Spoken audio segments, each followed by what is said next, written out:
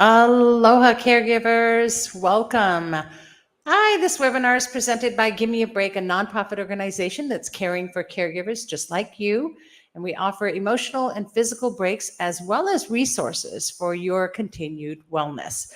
Gimme A Break is based on caring for you, the caregiver. And we provide support, resources, and outreach, as well as help you to promote self care and your survival. For those of you who are tuning in this evening, hi, if you've been also tuning into the Caring Caregiver Show, where, I talk about that statistic way too often, but 50% of our caregivers are not going to survive their experience, and we need to change that. So we're all caregivers. Trust me, if you might not think you're a caregiver, but you are, and you're still going to take that same stress. And so this presentation is one of the ways that we can help educate you and teach you to self-care, even in moments. So this particular presentation is going to empower you. And we are in our Empowering series. Last week, or let's see, what is today? Saturday. So on Wednesday, we had Lonnie do the first part of the Empowering Caregiver Series, and I'm part 2. So we'll be talking about that in just a moment. And then stay tuned next Wednesday for part 3 by Lonnie Almanza, and then the final next week, Sunday, with me. So get on our website at gab808.com.org. Boy, do I need to wake up tonight. Get on our website at gab808.org. Check it out. Go to the, hit the button to register, and you'll get a link to watch it live. Or we're streaming on about 7 platforms right now live. So just go to one of our social media platforms. And by checking on our social media platforms, you'll also see all the dates and times for all the presentations. So I hope you join us. Let's get on with it. Today's presentation is actually the second part, I said, of Empowering Caregiver Series, and that's this one. Let me get all of this together for you. There we go.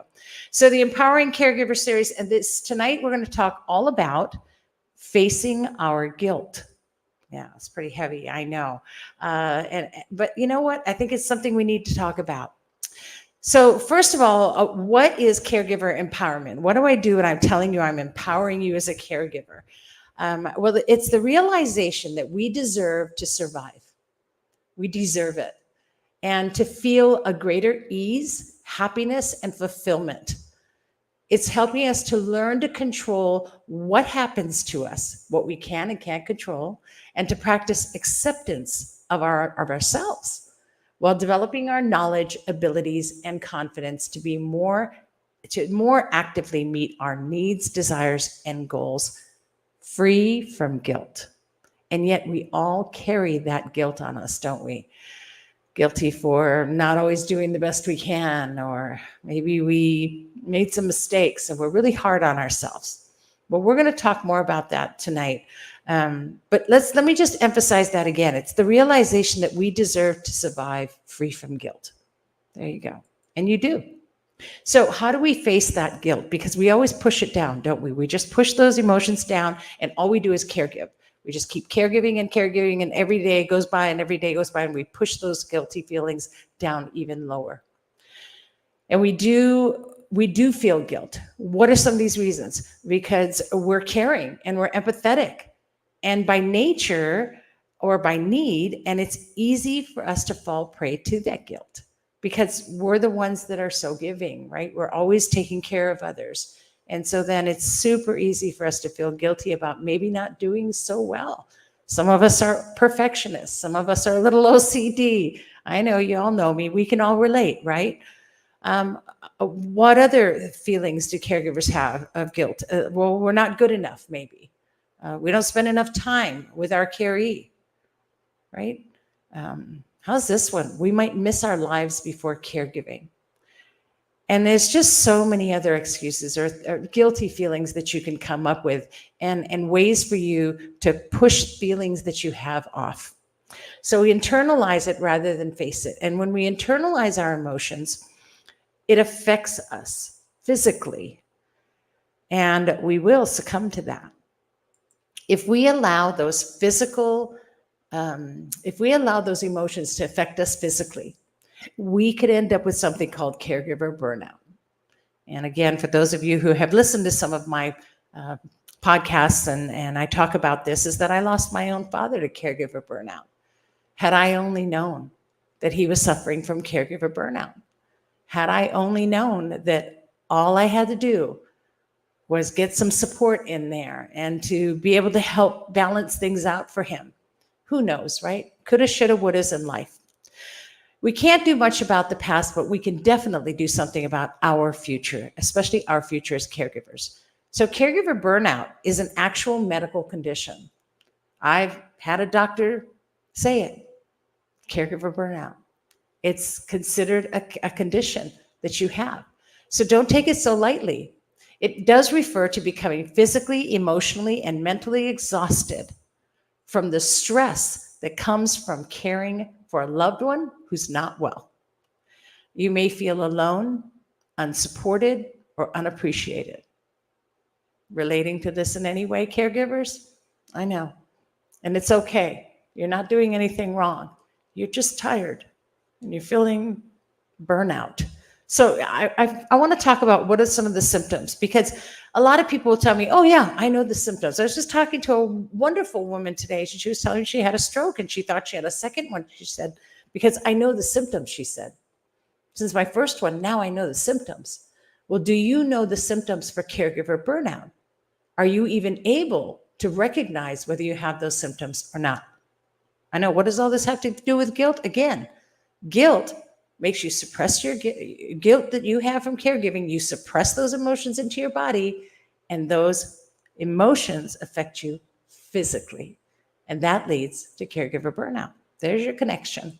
So here's some general signs, just general signs and symptoms, caregiver burnout. And I want you to, in the beginning, and I don't know if I remember to tell you this, but if you didn't get a pen and paper out, get one out. Or go to the notes on your cell phone. And I want you to give yourself a point for every single one of these that you feel, all right? Or just count them on your hands. So 1 point if you're feeling anxious, or if you tend to when you're caregiving. Another point if you're avoiding people. How about feeling depression? There's another point. Feeling exhausted? That should be more than one, but that's 1 point. Feeling you're losing control of your life. Being irritable. Having a lack of energy. Another point for losing interest in the things you like to do. And another point for neglecting your needs and health. How'd you do? Add all those points up. If you've got 9 points, then maybe you need to pay a little more attention to those signs and symptoms. How about some physical signs? Because remember, those emotions then manifest themselves physically, all right? So some physical signs may be 1 point if you've got body aches and pains. Now, don't cheat this one because I'm a senior citizen and I get those aches and pains, so I can't confuse those necessarily with suppressing guilt, but all right, I'll give you the point. So body aches and pains. How about fatigue? Frequent headaches? And if you had these before caregiving, maybe they're more intense now. Maybe they're more frequent now. Increased or decreased appetite. Unusual changes in weight. And again, this conversation I was having with this lovely woman today was that we talked about how we both just gained weight. And it wasn't even that you were eating, it's just you gained weight. And that's because your body was in fight or flight mode, right? It stores all of that up in you. Do you have insomnia? How are you sleeping? 1 point for insomnia. And give yourself a point for the weakened immune system. Maybe you're getting frequent infections or frequent illnesses, or you constantly have a runny nose, or you just seem to get sick easily. Your immune system is low. Those are some physical signs. 1, 2, 3, 4, 5, 6, 7. There's 7 there. So now we're up to 16. If you've got 16 points so far, boy, we got a lot to talk about tonight. All right, here's your last one. This is the emotional signs. Now, we suppress the emotions and they come out physically, but we also can see emotional signs to help as symptoms to recognize whether you have caregiver burnout. All right, finger up. Point 4, feeling anxious. I know we had that one earlier, so that's a double one, I know. Becoming angry and argumentative. That's a big one. You might have to even be honest with yourself about that one. Becoming irritated easily and often. So this isn't that normal, oh my God, that irritates me so much kind of stuff. This is easily and often. You're really easily irritated at the littlest things. Oh, I can't believe you did that again. Those kind of things. Really bad, right? How many times are you going to ask me that? Right? Easily and often. Constantly worrying. Oh, man, I better go check and make sure they're all right. Did I do this? Oh man, I better make, right? Constantly worrying. Are you feeling down, sad, or depressed? It's okay. We're right here for you. I'll give you a big hug later. Feeling hopeless. And I know this one's a hard one to admit to because we think that we have to be perfect and do all the right things, but I know somewhere back there you might be feeling really hopeless, like, God, I just can't do this. I can't take this anymore. Are you feeling impatient? How about not being able to concentrate? That's a tough one, boy. I really wanted to take some time and learn something like you said, Savy, but I don't know, I start reading a book and I just can't concentrate. You know what that is? That's caregiver burnout, gang. Isolating yourself emotionally and physically. And the last two, lacking interest in things that used to make you happy and lacking motivation. So how'd you do? Do you have caregiver burnout? Well, if you've kind of self-diagnosed at this point, if you really scored every single one of these, by the way, I highly recommend go to your doctor, have a conversation with your doctor, please. Make an appointment right now on your phone while I'm talking and talk to your doctor about the things that you are going through. Don't go in there and go, no, I'm okay. I'm just a little tired. Admit all the things that you just had to check off on this past list and get the help you deserve. But as that caregiver burnout progresses, and if we don't do something about that, that depression and anxiety will just increase. And I know some caregivers, you turn to relief. Who can blame you, right? You might start using alcohol or even other substances, sleeping aids to help get some rest. And you know, some of those herbal ones count too, you guys, especially, you know, if you're doing like something to help you sleep, right? And you're taking, I don't know, what are some of the ones that everyone's taking now? You've got magnesium. Magnesium's good for that. You're doing, I can't even think of it, the other one. And, you know, you're taking a pill for that to go to sleep. And be careful, some are very habit forming. And after a while, your body can get really accustomed to it and it doesn't work anymore.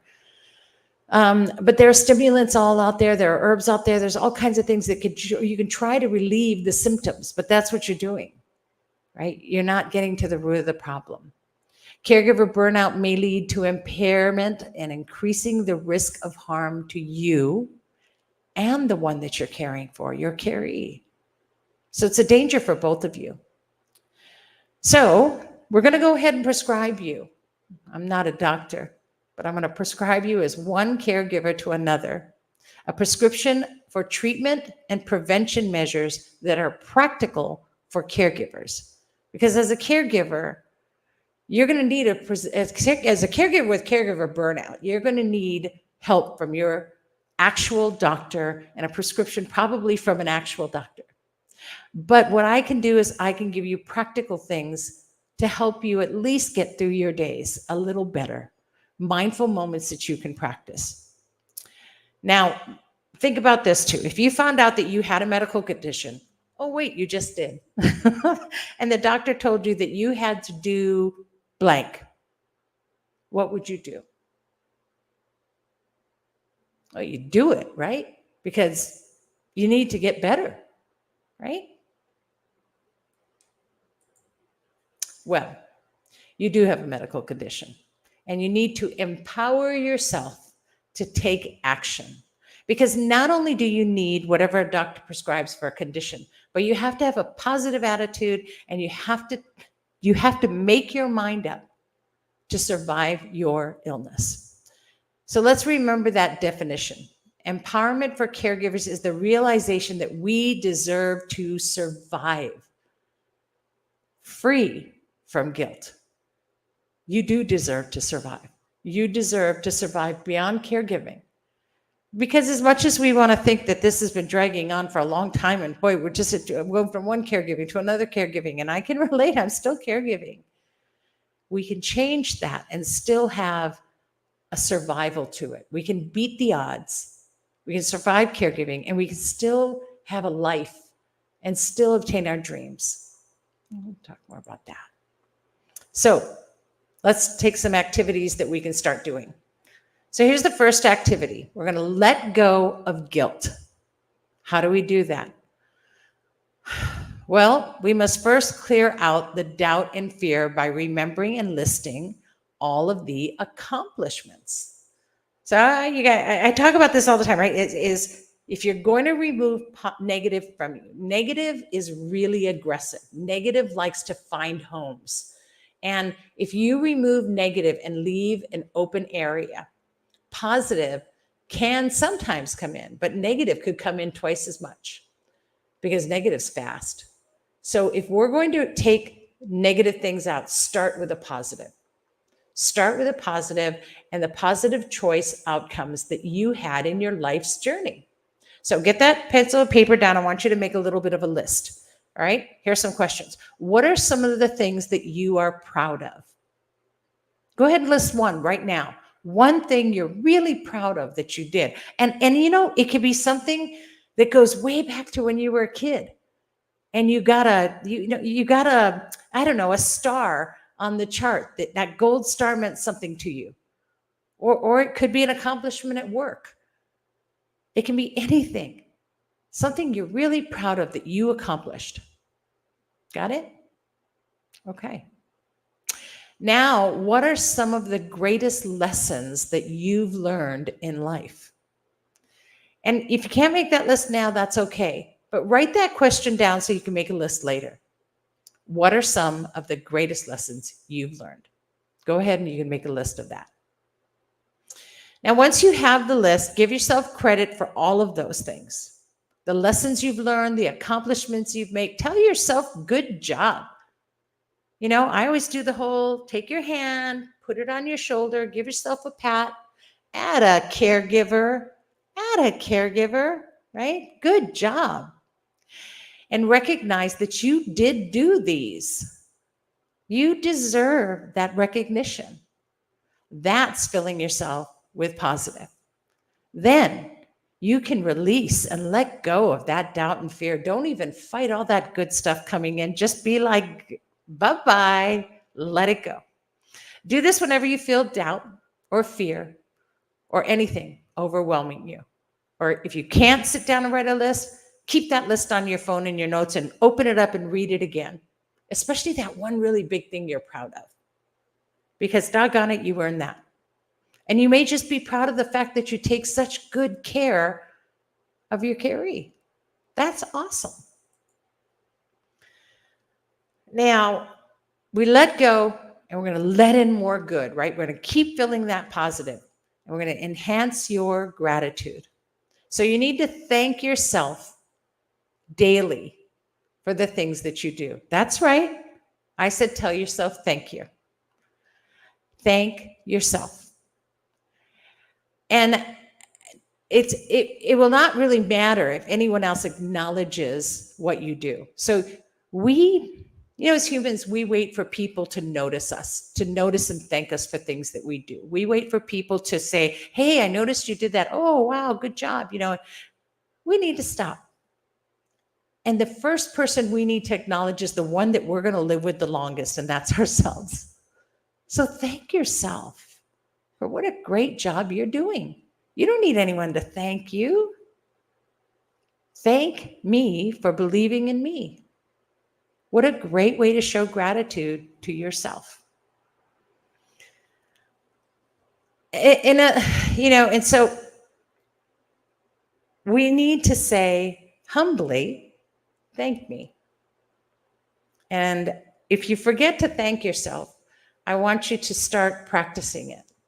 Humbly accept that thanks from yourself. And when you catch yourself doing something really great, go, ooh, thank me. Not a caregiver. They got all kinds of things to do now. And that way we kind of turn our acceptance button on as well. And that gratitude that you have for the things that you're doing will help you to really firmly believe in yourself again. Because it's hard when you stop doing that. All right, and the last part of this activity now is to practice mindfulness. Mindfulness is when your heart and your brain hold hands. So when your heart and your brain hold hands, they work together. So I want you to also add to that list, what are some things you enjoy doing? You can write a few now if you want. What are some things you enjoy doing? I love getting on a floaty and lying in a pool or a water in the ocean and just lying there and just let the water move me. I love that, right? And then try to figure out ways to make time for these on a daily, a weekly, a monthly basis, or just taking your medication and vitamins could be something that you practice mindfulness, because you've gotten to the point where you're not even doing that. So this is a medication prescription. Let's remember that. So just like taking your medication or your vitamins that you have to do every day, so does mindfulness. So take mindfulness moments of things you love. Okay, so let's see. I can't go to the water and lie on a floaty every day, but there's other things I love.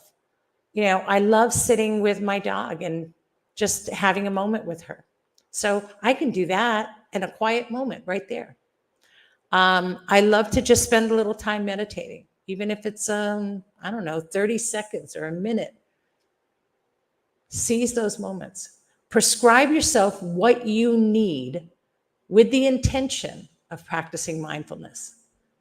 Take that time to be intentional. Schedule time for you, just like you would for the person you're caring for. You schedule time for them.